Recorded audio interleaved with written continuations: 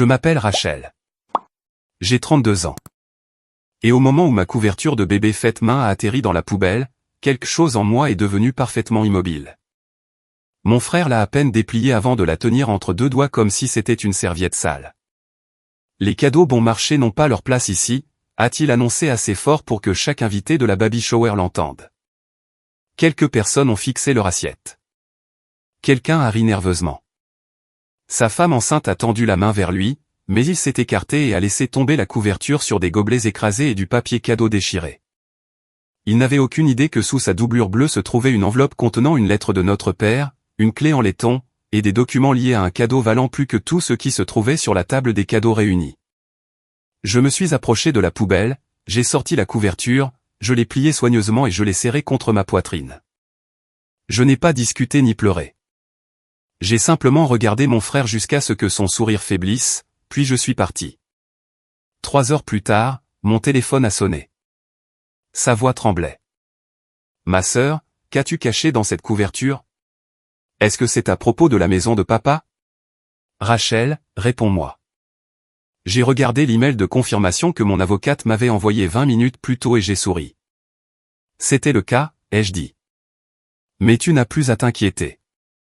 J'ai déjà annulé le cadeau. Avant que je vous dise ce qu'il a dit ensuite et ce qui s'est passé après que je suis sorti, dites-moi quelle heure il est là où vous êtes, d'où vous regardez, et quel temps il fait chez vous. Est-ce que cela correspond à votre humeur du moment? Je suis curieuse de voir jusqu'où cette histoire voyagera. Pour comprendre pourquoi mon frère, Étienne, semblait terrifié au lieu d'être curieux, je dois vous ramener 6 semaines avant la shower. C'est à ce moment-là que ma belle-sœur, Claire, m'a annoncé qu'ils attendaient un garçon. Elle semblait heureuse mais fatiguée, et sous son excitation, j'entendais la pression financière qu'elle essayait de cacher. Étienne avait quitté un poste de direction stable pour ouvrir un studio de fitness privé avec 2 partenaires. Il disait à tout le monde que c'était un succès, mais ses histoires changeaient constamment. Une semaine, il se préparait à s'agrandir. La suivante, il se plaignait que les clients étaient en retard dans leur paiement. Claire a cessé de discuter de la décoration de la chambre de bébé et a commencé à demander si les bébés avaient vraiment besoin de tout ce qui était listé en ligne. J'ai proposé de les aider, mais elle a insisté sur le fait que tout allait bien. Étienne traitait l'arrivée du bébé comme une preuve de sa réussite. Il a réservé un lieu coûteux, créé une liste de cadeaux de luxe, et a plaisanté en disant que toute personne prévoyant d'apporter de petites choses faites main devrait s'épargner cette peine. J'aurais dû reconnaître l'avertissement. Notre mère m'a appris à coudre quand j'avais 9 ans. Elle croyait que les objets faits main portaient la preuve du temps que quelqu'un a volontairement donné. Après sa mort, j'ai hérité de sa boîte à couture, encore remplie de fils décolorés, d'aiguilles tordues, d'un mètre ruban et de chutes de tissu des vêtements qu'elle avait fait pour nous. J'ai choisi un coton bleu doux pour la couverture et j'ai utilisé de vieux tissus de famille pour la bordure intérieure. Un carré venait de la chemise que notre père portait quand il m'a appris à conduire. Un autre venait du tablier que notre mère utilisait chaque Thanksgiving. J'ai ajouté un morceau du maillot de baseball d'enfance d'Étienne parce que, malgré notre histoire compliquée, je voulais que son fils soit entouré de la preuve que sa famille s'était un jour aimée sans compter les points. Mais la couverture n'était que la partie visible de mon cadeau. Notre père m'avait laissé la vieille maison du lac à sa mort 3 ans plus tôt, une décision qu'Étienne n'a jamais acceptée. Il a dit à des proches que papa m'avait favorisé parce que j'étais responsable et a insinué que j'avais influencé le testament pendant que papa était malade. La vérité était différente. 8 ans plus tôt, Étienne avait pris 38 000 $ du compte d'urgence de nos parents. Il a prétendu que Claire avait besoin d'un traitement médical urgent, mais un tel traitement n'existait pas. Il avait utilisé l'argent pour régler des dettes de paris sportifs et empêcher des prêteurs de contacter son employeur. Quand papa a découvert la vérité, Étienne a signé un accord de remboursement. Il a remboursé moins de 5 000 $, puis s'est comporté comme si l'affaire devait être oubliée. Papa a gardé le scandale privé parce qu'il ne voulait pas qu'Étienne soit défini de manière permanente par une seule décision. Au lieu de cela, il a changé son testament, m'a laissé la maison du lac, et a écrit une lettre expliquant que je pourrais la partager si Étienne devenait honnête, financièrement stable, et capable de valoriser la famille plus que les apparences. La lettre se terminait par un avertissement que je connaissais par cœur, ne le récompense pas pour avoir fait semblant de changer, Rachel. Attends que le fait d'agir différemment lui coûte quelque chose. Quand Claire est tombée enceinte, je me suis convaincu que le bébé avait changé Étienne. Il assistait au rendez-vous, discutait de la chambre de bébé, et m'a dit qu'il comprenait enfin pourquoi papa s'était inquiété pour l'avenir. Je voulais le croire. La maison du lac valait environ 460 000 $, mais sa valeur émotionnelle comptait davantage. Étienne et moi y avions appris à nager. Maman avait planté de la lavande à côté du porche. Papa marquait nos tailles sur l'encadrement de la porte de la cuisine. Je ne voulais plus que la propriété de cette histoire reste une arme entre nous. Sans le dire à Étienne, j'ai rencontré mon avocate et préparé un accord conditionnel, lui donnant une participation de 40% dans la maison. Sa famille pourrait utiliser la propriété, mais il ne pourrait pas vendre, transférer ou emprunter sur sa part sans mon approbation pendant 10 ans. J'ai également créé une fiducie pour l'éducation de 50 000 $ pour mon neveu. Étienne n'aurait aucun contrôle dessus. L'argent irait directement à l'éducation ou aux soins médicaux de l'enfant. J'ai placé des copies des documents non signés dans une enveloppe crème avec une copie certifiée de la lettre de papa, une clé en laiton, et un mot, ceci n'est pas le pardon pour le passé. C'est la foi en la personne que j'espère que tu as choisi de devenir. J'ai tout scellé dans une poche cachée sous la doublure de la couverture. Un ruban bleu près d'un coin permettait de l'ouvrir. Claire la découvrirait en lavant la couverture, et ils apprendraient que mon modeste cadeau contenait l'accès à une maison de famille et un avenir protégé pour leur enfant. En cousant la poche, je me suis demandé si j'ignorais l'avertissement de papa. Pourquoi me sentais-je coupable de protéger quelque chose qu'Étienne avait autrefois essayé d'exploiter? Je me suis dit que ces doutes venaient d'une vieille peur. Le matin de la shower, j'ai emballé la couverture dans du papier blanc uni. Je voulais qu'Étienne réagisse à ce qu'il pouvait voir avant de découvrir ce qu'il ne pouvait pas. Je voulais savoir s'il pouvait reconnaître l'amour sans un prix attaché. Il a répondu devant 63 personnes. Après avoir quitté la shower, je suis rentré chez moi avec la couverture sur le siège passager. L'enveloppe était restée cachée parce qu'Étienne n'avait jamais remarqué le ruban bleu. Il n'avait même pas examiné la couture avant de la jeter. J'ai posé la couverture sur ma table de salle à manger et j'ai regardé la légère tache de café laissée par la poubelle. Ces mots se répétaient dans ma tête, les cadeaux bon marché n'ont pas leur place ici. Ce n'était pas seulement une insulte. C'était son jugement sur tout ce qu'il ne pouvait pas utiliser immédiatement pour impressionner quelqu'un d'autre. À 16h18, j'ai envoyé un email à mon avocate. Le transfert n'avait été ni signé ni remis, donc l'annuler était simple. Je lui ai donné l'instruction de détruire l'accord de propriété et de garder la maison du lac uniquement à mon nom. Je lui ai demandé de poursuivre avec la fiducie pour l'éducation, en ajoutant qu'Étienne ne pourrait jamais en être le fiduciaire, demander un remboursement, ou emprunter dessus. Mon neveu ne perdrait pas son avenir à cause de son père. Étienne ne perdrait que le pouvoir de le contrôler. À 17h02, mon avocate a confirmé que le transfert avait été retiré. 19 minutes plus tard, Claire m'a envoyé un message. Je suis tellement désolé. Ce qu'il a fait était cruel. S'il te plaît, dis-moi que tu es bien rentré. Je voulais la rassurer, mais une partie de moi se demandait pourquoi elle était restée silencieuse. Puis je me suis souvenu de sa main tendue vers Étienne et de la peur sur son visage. Le silence peut être de la lâcheté, mais il peut aussi être une stratégie de survie. À 17h46, Étienne a appelé. J'ai ignoré les 3 premiers appels et j'ai répondu au 4e sans parler. Rachel, sa respiration était rapide. Tu as encore la couverture? Pourquoi? Claire a vu une enveloppe à l'intérieur quand tu l'as sortie de la poubelle. Que as-tu caché? Sa panique n'avait aucun sens. Il n'avait pas vu les documents. Il savait seulement qu'une enveloppe existait. Ça faisait partie du cadeau, ai-je dit. Quel genre de cadeau? Le genre que tu as jeté. Réponds-moi, c'est tout. Papa a-t-il laissé une autre lettre? Est-ce que c'est à propos de la maison? Il avait deviné le sujet exact sans aucune preuve. Silence. Puis sa peur s'est transformée en une fausse patience.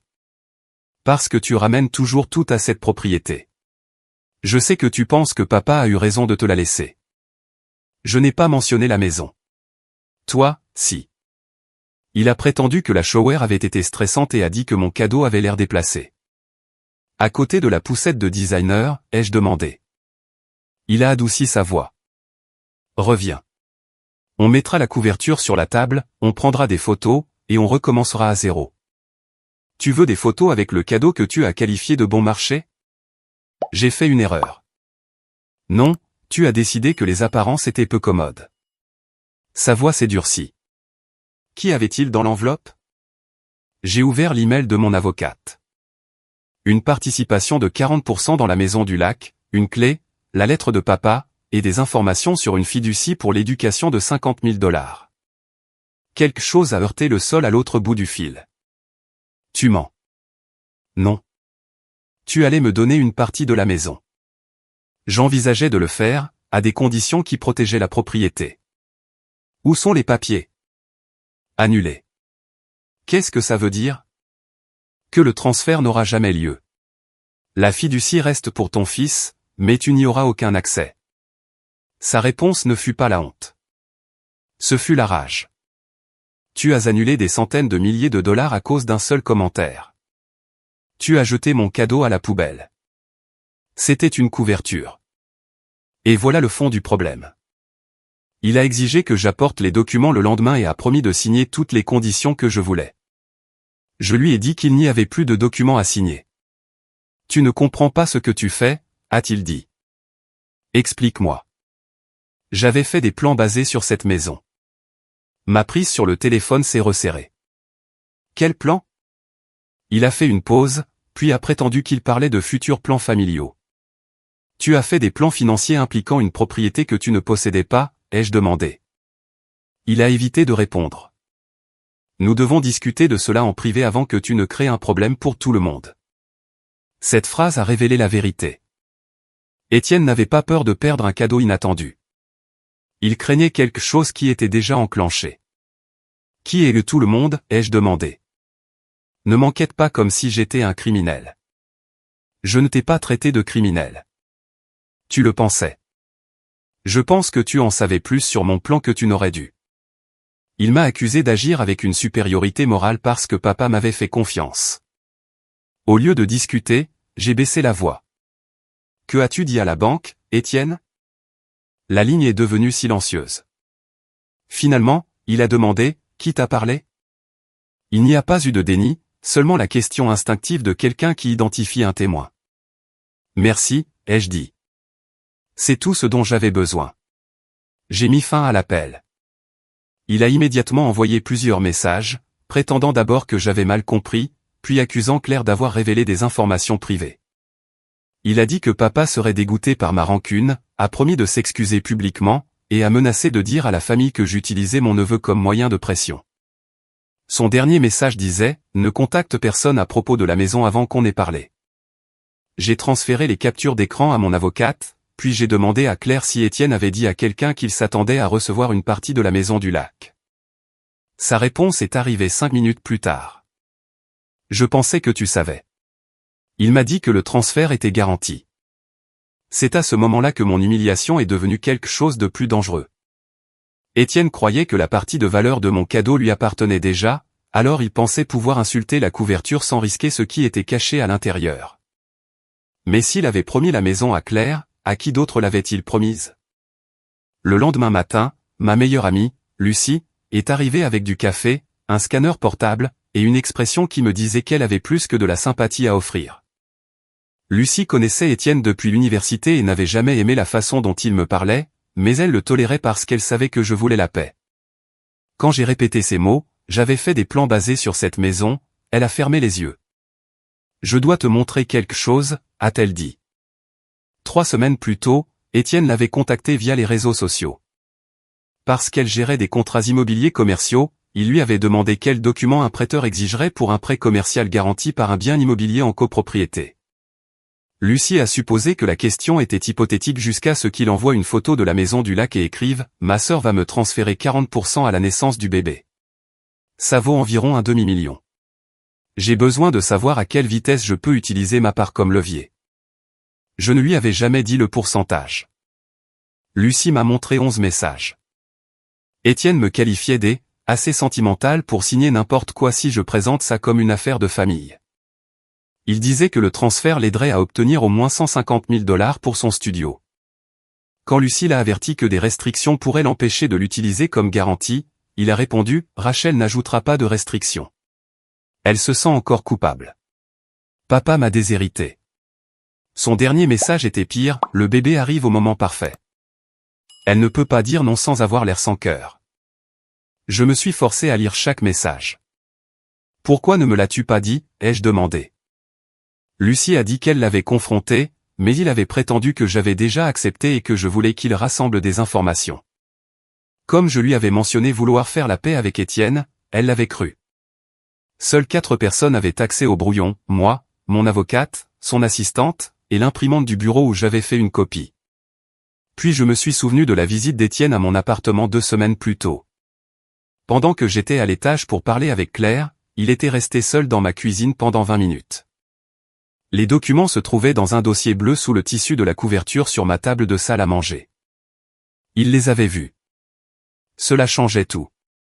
Étienne savait que la couverture contenait des papiers. Il s'attendait à ce que je révèle le transfert publiquement après son insulte, transformant sa cruauté en une surprise dramatique qui le ferait paraître chanceux. Quand j'ai silencieusement emporté la couverture, il a paniqué parce que les documents sont partis avec moi. Lucie m'a montré d'autres messages. Étienne avait décrit la participation dans la maison comme des capitaux propres à venir à l'un de ses partenaires commerciaux et l'avait incluse dans une projection financière. Ce n'était pas une demande de prêt finalisé, mais cela a persuadé le partenaire d'investir plus d'argent. Il a monétisé ta générosité avant même que tu ne la donnes, a dit Lucie. Claire a appelé alors que nous lisions encore. Elle avait confronté Étienne, et il avait admis que le studio était presque insolvable. Il devait de l'argent à des fournisseurs, avait manqué 2 mois de loyer, et avait contracté des prêts personnels dont elle ne savait rien. Il a promis qu'il résoudrait tout en refinançant sa future part de la maison du lac. Il a dit que tu l'avais promis, a chuchoté Claire. Je ne l'ai jamais fait. Il a dit que la lettre de ton père t'obligeait à lui donner une autre chance. La lettre de papa n'obligeait à rien. Elle m'avertissait de ne pas le récompenser pour avoir fait semblant de changer. Claire a demandé si j'allais le dénoncer lors du dîner de famille prévu pour dimanche. Étienne avait déjà appelé des proches, décrivant la shower comme un malentendu et prétendant que j'avais retiré un héritage qui lui revenait moralement. J'aurais pu envoyer les captures d'écran à tout le monde, mais Étienne aurait réécrit l'histoire. Il contrôlait les gens en racontant à chacun une version différente. Cette fois, chaque version de lui-même se retrouverait dans la même pièce. Maintiens le dîner, ai-je dit à Claire. Ne le préviens pas. Lucie avait l'air inquiète. Il va mentir. Je sais. Alors pourquoi le laisser parler? Parce que cette fois, tout le monde entendra le même mensonge. Le dîner du dimanche a eu lieu chez notre tante. Étienne croyait que la réunion avait été organisée pour que je puisse m'excuser d'avoir surréagi. Il est arrivé avec l'expression calme d'un homme préparé à accepter une reddition publique. Claire marchait derrière lui, serrant leur liste de cadeaux contre sa poitrine. J'ai apporté la couverture réparée dans une boîte à vêtements transparente. La lettre de papa, la clé en laiton et les papiers de transfert avaient été retirés de la poche, mais j'ai laissé le ruban bleu visible. Étienne a immédiatement remarqué la boîte.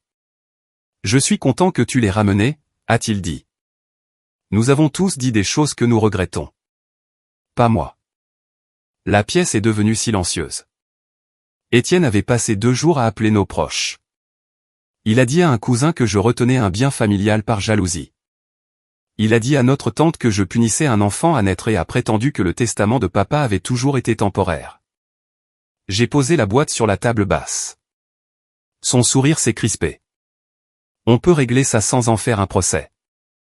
Dans un procès, tu aurais le droit de garder le silence. Ce soir, je préférerais que tu parles. Je lui ai demandé d'expliquer ce qui s'était passé à la shower. Il a dit qu'il avait fait une mauvaise blague. Je l'avais pris personnellement et j'avais ensuite annulé un don de propriété par colère. Savais-tu que les documents étaient à l'intérieur de la couverture, ai-je demandé. Non. T'avais-je promis la propriété? Pas directement, mais papa s'attendait à ce que. Oui ou non? Non. As-tu dit à Claire que le transfert était garanti? J'ai dit que c'était probable. Claire a levé la tête. Tu as dit que Rachel avait signé les papiers. La mâchoire d'Étienne s'est contractée. J'ai dit qu'elle allait le faire. Tu m'as dit qu'on pourrait utiliser la maison pour sauver le studio. C'était privé. C'est devenu mon affaire quand tu as utilisé mon crédit pour 2 prêts personnels. L'ambiance dans la pièce a changé. Jusque-là, plusieurs proches considéraient cela comme un drame entre frères et sœurs. La déclaration de Claire les a fait se redresser. J'ai demandé si Étienne avait contacté Lucie. Il a prétendu que c'était une question immobilière générale. Lucie a tendu les captures d'écran imprimées à notre tante, qui les a fait passer. La couleur a quitté le visage d'Étienne alors que tout le monde lisait ces mots sur l'utilisation de sa part comme levier et l'utilisation du bébé pour me mettre la pression. Cette conversation est hors contexte, a-t-il dit. Alors fournis le contexte, ai-je répondu. Il a prétendu qu'il avait exploré des possibilités avec une propriété que papa avait l'intention de nous léguer à tous les deux. Notre oncle, qui avait investi 30 000 $ dans le studio d'Étienne, s'est levé. Tu m'as montré une prévision listant 180 000 $ de capitaux propres supplémentaires du propriétaire. Était-ce la maison du lac? Étienne a dit que la prévision incluait des actifs futurs. Tu m'as dit que le transfert était en cours de finalisation, a répondu notre oncle. Je le croyais. Tu l'as présenté comme une garantie. Je n'ai jamais utilisé ce mot. Lucie a tapoté les captures d'écran. Tu l'as utilisé 4 fois. Étienne s'est tourné vers moi. Tu as organisé tout ça. Tu as caché les documents pour me tester. J'ai caché un cadeau dans une couverture. Tu voulais que j'échoue. Il avait jeté mon travail, fouillé dans mes papiers, menti à sa femme, trompé son partenaire et promis ma propriété. Pourtant, il m'accusait d'avoir créé sa chute. J'ai retiré la couverture de sa boîte et j'ai tiré le ruban bleu. La poche cachée s'est ouverte. À l'intérieur se trouvaient 3 choses, une clé de la maison du lac, un projet d'acte donnant à Étienne 40% de la propriété avec des restrictions, et une copie de la lettre de papa expliquant pourquoi il n'avait pas hérité de la propriété. Étienne s'est avancé. Cette lettre est privée. Elle est restée privée tant que le silence de papa te protégeait. Tu as renoncé à cette protection quand tu m'as accusé de voler ton héritage. J'ai raconté à la famille qu'Étienne avait pris 38 000 $ des économies d'urgence de nos parents et avait menti sur la raison. Notre tante a couvert sa bouche. Notre oncle s'est rassis. Papa a pardonné ça, a dit Étienne. Papa t'a permis de le rembourser en privé. Tu as remboursé 4 800 $. J'étais jeune. Tu avais 27 ans. J'ai lu le passage pertinent de la lettre de papa, si Étienne devient un homme qui dit la vérité avant d'être pris, honore ses dettes sans exiger d'applaudissements, et respecte ce que les autres construisent, tu pourras décider si partager la maison sert la famille. Ne le récompense pas pour avoir fait semblant de changer. Personne n'a parlé. Étienne a ri amèrement. Papa t'a nommé juge de ma vie. Non, il m'a rendu responsable d'une propriété. Tu l'as utilisée comme fondation de promesses financières que je n'ai jamais autorisées. Tu allais me la donner. C'est vrai. Alors c'est de la vengeance. C'est la conséquence. Il m'a accusé de prendre une maison à son fils. Je lui ai dit que son fils n'allait jamais posséder la maison et qu'Étienne prévoyait d'emprunter sur sa part pour sauver une entreprise en faillite. La fiducie pour l'éducation de 50 000 $ existe toujours, ai-je dit. Ton fils la conserve. Tu ne peux pas y accéder. Claire m'a regardé fixement. La fiducie est toujours là. Étienne ne pouvait plus prétendre que je punissais le bébé. Notre oncle a demandé ce qui allait arriver au studio. Étienne est resté silencieux. Claire a répondu. Sans la maison, il ne peut pas obtenir le prêt. Sans le prêt, ils ne peuvent pas payer le loyer. Puis elle a révélé qu'Étienne avait ouvert une carte de crédit à son nom en cachant la demande parmi des documents de l'hôpital. J'essayais de nous maintenir à flot, a-t-il argumenté. Tu essayais de continuer à paraître prospère, a répondu Claire. Étienne s'est tourné vers moi. D'accord. J'ai mal géré l'argent. Ça ne justifie pas de m'humilier. J'ai brandi la couverture. Que faisais-tu quand tu as jeté ça à la poubelle devant 63 personnes? C'était différent parce que toi, tu as seulement essayé de me faire sentir sans valeur. Il a proposé de s'excuser et de faire l'éloge de la couverture si je rétablissais le transfert. Il croyait que les bons mots pourraient acheter ma reddition. Je ne veux pas d'excuses offertes comme un acompte, ai-je dit. J'ai posé 3 documents sur la table, la confirmation que le transfert était retiré, la preuve de la fiducie indépendante, et une notification ordonnant à Étienne de cesser de revendiquer tout intérêt dans la maison. Des copies avaient été envoyées à ses partenaires et à son prêteur. « Tu as contacté mon prêteur ?» a-t-il chuchoté. « Mon avocate a corrigé une fausse déclaration concernant ma propriété. Tu as détruit mon entreprise. J'ai dit aux gens que tu ne possédais pas ce que tu leur offrais. Ton entreprise était déjà en train de couler. Notre oncle a exigé un bilan complet de son investissement. Claire a retiré son alliance et l'a mise dans son sac à main. Je reste chez mes parents jusqu'à ce qu'un comptable examine tout. Tu n'utiliseras plus mon nom ni mon crédit. » Étienne la regarda fixement. « Tu me quittes à cause d'une couverture ? » ?»« Non, je te quitte parce que chaque fois que la vérité t'atteint, tu lui donnes un autre nom. » J'ai plié la couverture. « La maison du lac reste à moi. La fiducie reste à ton fils. Tes dettes restent les tiennes. » Étienne a regardé autour de lui, mais personne ne l'a défendu. « Rachel, s'il te plaît. On peut parler en privé. Après que tout le monde ait entendu ce que tu as essayé de cacher ? » Puis j'ai demandé, « À combien d'argent croyais-tu que mon amour s'élevait ?» Il a regardé l'accord non signé. « 40%, ai-je répondu. Étienne m'a suivi dans la cuisine après que la famille ait commencé à questionner Claire et à appeler des comptables. Une fois la porte fermée, il a abandonné son rôle de frère blessé. « Appelle le prêteur ce soir, » a-t-il dit.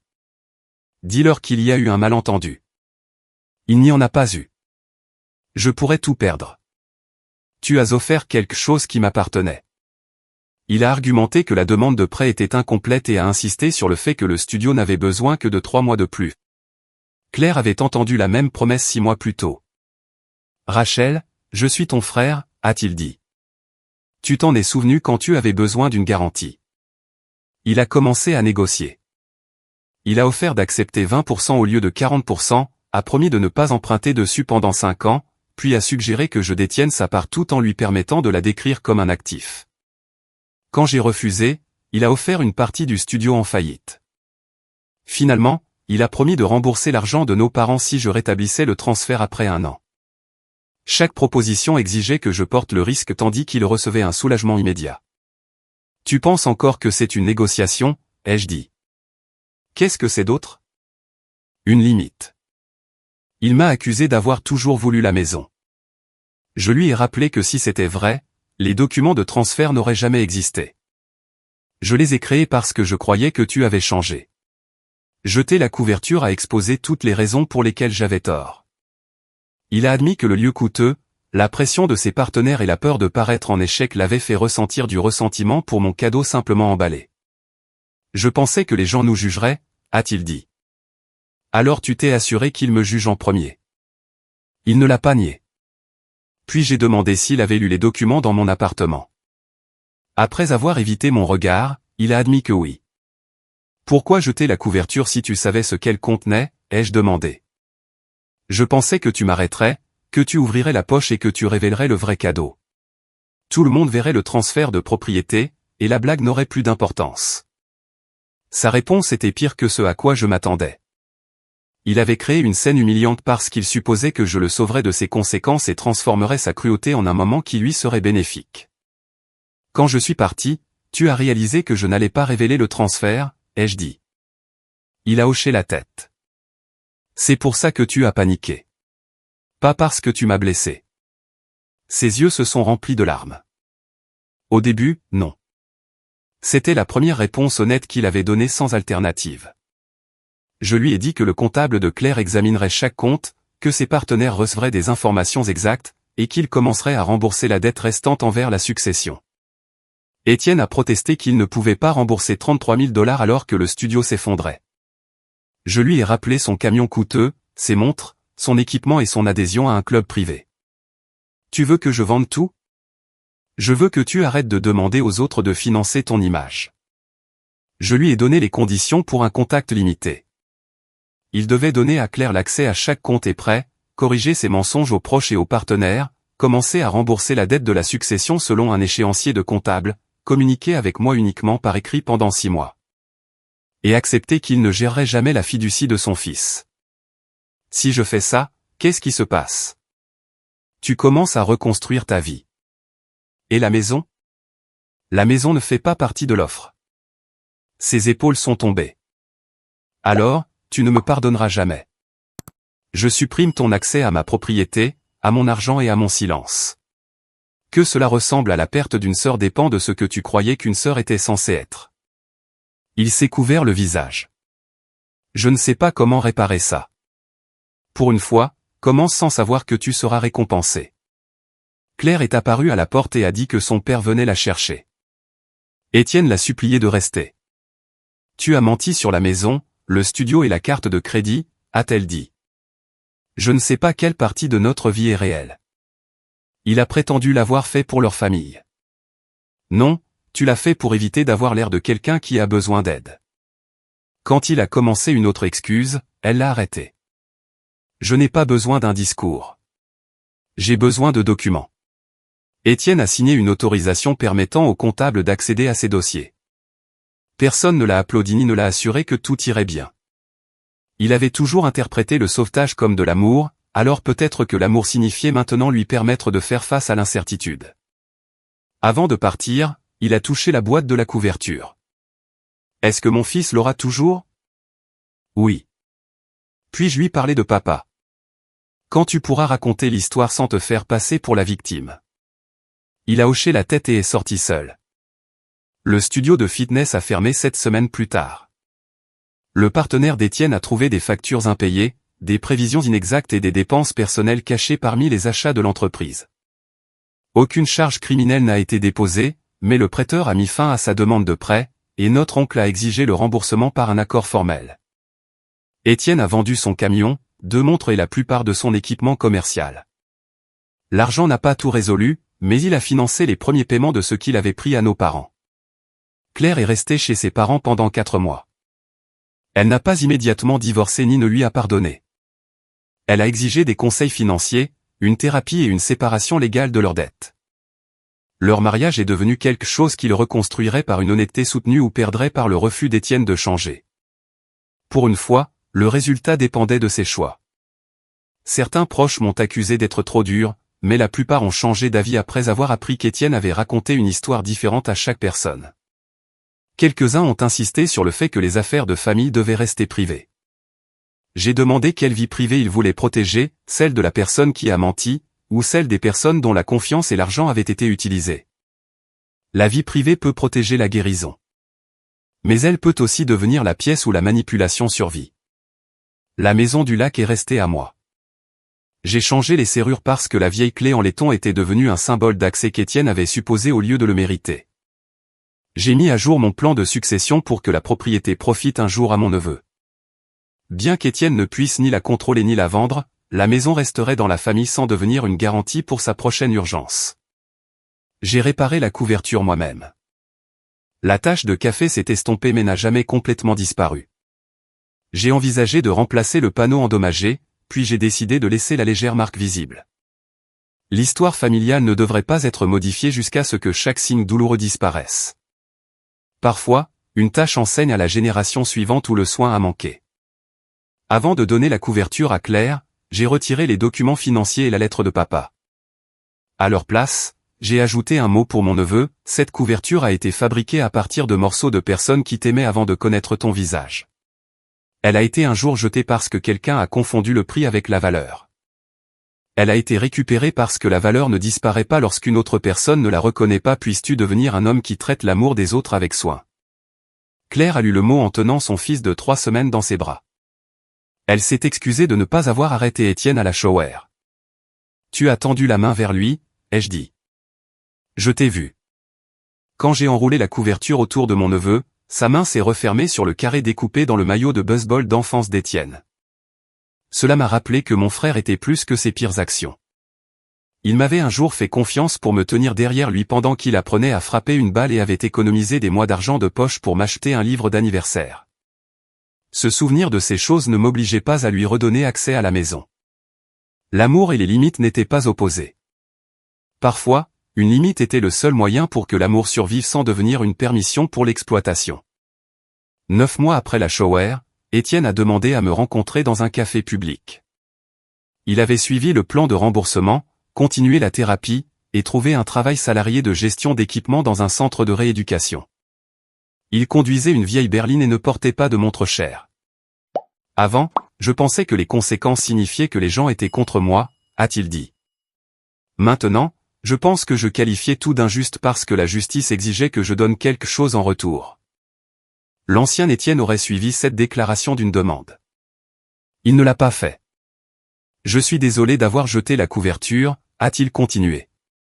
Pas à cause de ce qui était caché à l'intérieur. Je savais que tu l'avais faite. Et j'ai décidé que te faire paraître petite me ferait paraître prospère. C'étaient ses premières excuses sans prétexte, sans référence à papa, ni question sur ce qu'il recevrait. Je crois que tu comprends maintenant, ai-je dit. Me pardonnes-tu? Je ne suis pas prête à répondre de façon définitive. Il a hoché la tête. C'est juste. Il m'a tendu un reçu pour un autre paiement de la succession et une lettre corrigeant les mensonges qu'il avait racontés à nos proches. Avant de partir, il a dit, je suis passé en voiture devant la maison du lac la semaine dernière. Je ne suis pas entré. Tu n'as pas de clé. Je sais. C'est pour ça que je te le dis. Pour Étienne, respecter une porte fermée à clé était un progrès. Les gens me demandent parfois si le don de la propriété était une vengeance. La vengeance est généralement imaginée comme un acte conçu pour faire souffrir quelqu'un. La mienne était plus discrète. J'ai cessé de protéger Étienne du coup naturel de ses décisions. J'ai corrigé ses mensonges, retiré ma propriété de ses plans, protégé son enfant sans le récompenser, et permis à la vérité de recouvrer les dettes qu'il avait reportées. Le jour de la shower, Étienne croyait avoir jeté une couverture bon marché et perdu une maison chère. En réalité, la chose la plus précieuse à l'intérieur de cette couverture n'était ni la clé ni l'accord. C'était une dernière occasion de reconnaître l'amour avant de découvrir sa valeur marchande. Il a échoué. Quand il a appelé en panique, j'avais annulé le cadeau, mais pas l'éducation de son fils, ni sa chance de devenir honnête, ni la possibilité que notre famille puisse guérir. J'ai annulé la capacité d'Étienne à utiliser mon amour comme garantie. C'était le prix qu'il a finalement compris. Alors dites-moi, si quelqu'un que vous aimiez jetait le dernier cadeau vous reliant à vos parents, est-ce que des excuses suffiraient? Rétabliriez-vous tout ce qu'ils ont failli recevoir? Ou laisseriez-vous les conséquences subsister? Et quand le pardon devient-il guérison? Et quand devient-il une permission pour que la même trahison se reproduise? Nous apprécions sincèrement votre soutien et votre temps. Tout dans cette histoire est fictif et créé uniquement pour la narration dramatique et le divertissement. Nous espérons que cela vous rappelle qu'être loyal envers les autres ne devrait jamais signifier être déloyal envers vous-même, surtout quand les gens autour de vous ne se souviennent de votre valeur qu'après que vous soyez enfin parti.